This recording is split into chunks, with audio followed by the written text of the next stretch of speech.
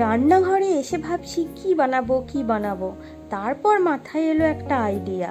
আরে তালগুলো তো বাড়িতে আছে, সেই তালের আজ সদগতি করা যাক। যেই ভাবা সেই কাজ। সঙ্গে সঙ্গে 2 বাটি আটা আর 1 বাটি ময়দা নিয়ে মাঠে লেগে পড়লাম। এমনিতে ভাদ্র মাস, তার উপর আবার তালের সিজন, তাই তাল না খেলে একটু চলে। প্রথমে ভেবেছিলাম তালের ফুলুরি বানাবো, তারপর ভাবলাম না, অনেকদিন তালের লুচি খাওয়া হয়নি, সেটাই আজ বানাই।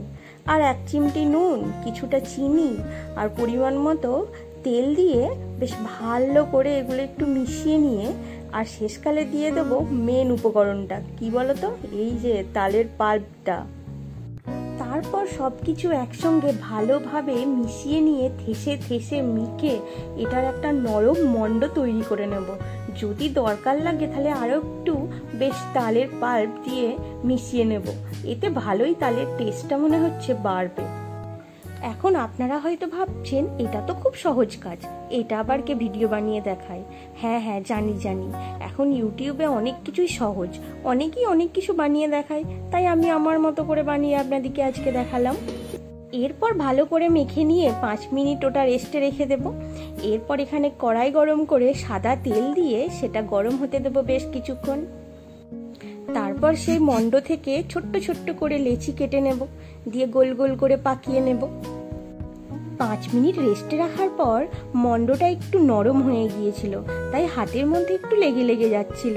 আমি আরেকটু আটা দিয়ে সেটা ভালো করে মেখে নিয়েছিলাম। এরপর গরম তেলে সেই লেচিগুলো বেলে টুপ ছেড়ে দিচ্ছি।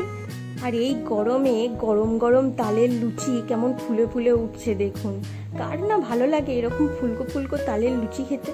ঠিক এরকম ভাবেই সমস্ত লুচিগুলোকে আমি ভেজে নেব, তারপর ঝটপট খাবার জন্য রেডি করে নেব।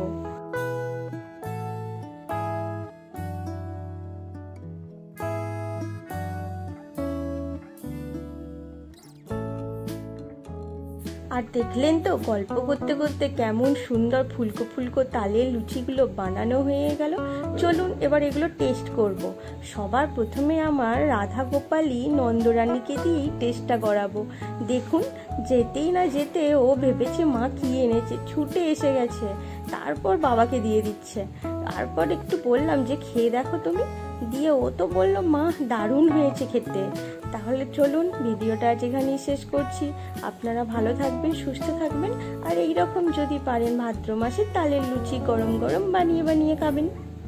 আজকের মতো টাটা।